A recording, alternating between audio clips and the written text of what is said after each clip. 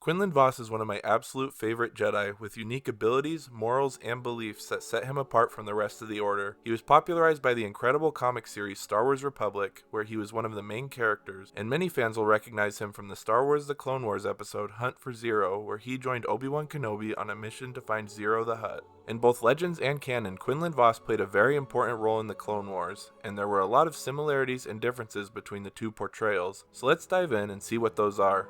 I want to give a quick shout out to this commenter for the idea for this video. If there are characters or stories from Star Wars that you would like to see in a Legends versus Canon comparison, leave a recommendation in the comments. In Legends, Quinlan Vos was trained by Jedi Master Thulm on his homeworld of Kifu, and during his training he developed the rare Force ability of psychometry, which allowed him to view sense memories of objects, learning where they came from and what events occurred in their presence. Eventually he became a Jedi Knight and trained Aayla Secura to knighthood as well. After the Battle of Geonosis, he did not become a general in the Clone Wars as many of his fellow Jedi did. He instead went undercover and developed a spy network that allowed him to gather information on what the Separatists were planning. Through this network, he was able to learn about the Separatists' planned attack on Kamino, and because of this information, the Republic was able to repel the attack. As the war went on, he went deeper and deeper undercover, eventually infiltrating Count Dooku's inner circle of dark Jedi disciples. In order to gain Dooku's trust, he had to take actions that would cause the Jedi Order to believe he had betrayed them. This included giving Republic information to the Separatists during the Battle of Brental IV, which led to a number of clone troopers losing their lives. Quinlan Vos's role as a double agent took a toll on him, bringing him closer to the dark side of the Force. Dooku sensed this and manipulated him into using his psychometry to see the murder of his parents, which was orchestrated by his great aunt. In a rage, Vos murdered his aunt. Dooku was convinced that Vos had turned to the dark side. Vos went on to assassinate several targets on Dooku's orders, all the while obsessed with learning who the other Sith was that was in league with Dooku. The Jedi as a whole considered Vos a traitor and an enemy to the Republic at this point. Vos met with Aayla Secura and told her he would not betray Dooku's trust until he learned who the second Sith was. Aayla was one of the few Jedi who believed Quinlan Vos was still on the light side.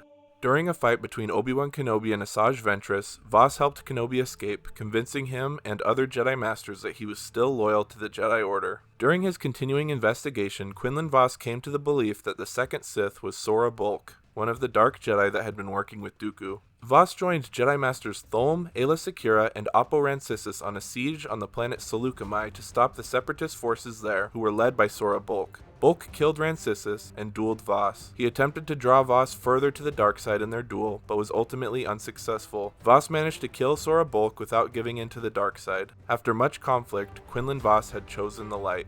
He went on to fight in the Battle of Kashyyyk and was present on the planet during Order 66. He managed to survive the initial clone attack and evaded the squads that were searching for him. Months later, he met with Jedi Master Thulm and Colleen Hence, an agent from his spy network whom he had fallen in love with during the war. She introduced him to their newborn son, who they named Cordo. Quinlan promised that his son would never be hurt by the dark side.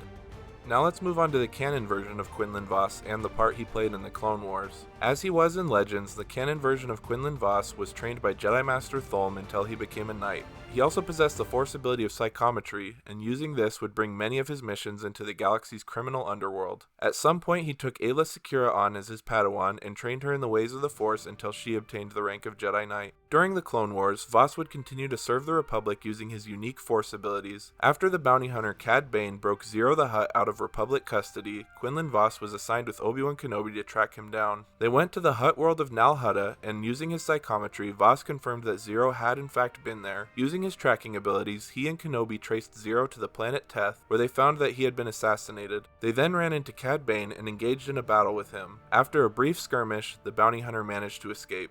Later in the war, Vos was enlisted by the Jedi Council in a controversial mission to assassinate Count Dooku. The Council had reluctantly decided upon this course of action after a Separatist attack on Marani ended in genocide, and they felt that Dooku's death would prevent further innocent people from dying. To help him in this mission, Vos tracked down Dooku's former assassin Asajj Ventress, whom Dooku had betrayed some time before. She agreed to assist him in killing Dooku, wanting revenge herself, but insisted that they would need to use the dark side to accomplish the task. Ventress took Vos to Dathomir and told him about the massacre that occurred there. Because of his psychometry, he was able to understand and feel her pain. As Vos developed feelings for Ventress, she trained him in the dark side to help him defeat Dooku. She brought out anger in him towards the Count, telling him that Dooku had killed Vos's master Thulm, when in reality Ventress had been responsible for his death. Their relationship became a romantic one as well as a partnership fueled by mutual hatred of Dooku, and Vos's experience with the dark side led him away from the teachings of the Jedi. When the two learned of Dooku's location, they set out to assassinate him. Ventress took on Dooku alone while Vos kept General Grievous distracted from helping his master. He managed to lock Grievous in a chamber and went to help Ventress. While Ventress escaped, Dooku took Vos prisoner. Dooku manipulated Vos into becoming his new apprentice by revealing the truth that Ventress had been the one to kill Master Thulm.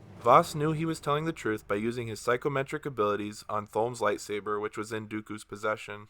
Vos agreed to join Dooku, though his real goal was to learn who Dooku's Sith master was. Vos secretly served as a Separatist military leader using the name Admiral Enigma, and was able to lead the Separatists in several victories against the Republic thanks to his knowledge on Republic battle strategies. After a few months, he returned to the Jedi, though he acted as a double agent, feeding Dooku information. The Jedi Council suspected this, and they ordered Vos to again kill Dooku, though they sent several Jedi led by Obi-Wan Kenobi and Anakin Skywalker to follow him. Ventress followed as well. The battle led them to the planet Christophsis, where after defeating Dooku, Vos tried to force him to introduce him to his master, Darth Sidious. The Republic invaded before Dooku could contact him, and Ventress was injured by Republic artillery. This distracted Vos long enough for Dooku to attempt to use Force Lightning on him. Ventress dove in front of Vos, saving him. As she was dying, Vos almost killed Dooku, nearly giving in to his rage. He realized the darkness within him and chose to spare Dooku. Ventress died in Vos's arms, sharing her feelings for him and telling him it was never too late to choose the light. Dooku managed to escape, and Vos confessed his crimes to the Council. They realized that ordering him to kill Dooku was wrong, and they allowed Vos to remain with the Order. Vos served as a general for the rest of the Clone Wars and fought in the Battle of Kashyyyk. He managed to escape his troops during Order 66 and went into hiding as the Empire's Inquisitors searched for him. During the reign of the Empire, Vos helped Force-sensitive younglings escape the Empire by assisting the network referred to as the Path. In both Legends and Canon, Quinlan Vos had struggles with the dark side during the Clone Wars, serving both Dooku and the Separatists as well as the Jedi and the Republic. In both versions of his story, he commits many crimes working as a double agent for the Separatists, hell-bent on finding the elusive second Sith, though he eventually chooses the light side of the Force and even survives the Jedi Purge. Which version of Quinlan Vos's story do you like better? I honestly think they are both excellent portrayals of the character, and both are compelling stories in their own right, but I personally prefer the Legends version. I think overall, Vos's character is a little more fleshed out, and we get to spend more time seeing his struggle between the light side and the dark. Both versions have strong moments of Vos ultimately choosing the light side, but I think the Legends version has a little bit of a stronger impact thanks to his character backstory being explored further. If you enjoyed this video, please leave a like and subscribe to the channel for more videos like this. Thank you for watching. For another Legends vs. Canon comparison, check out this video here.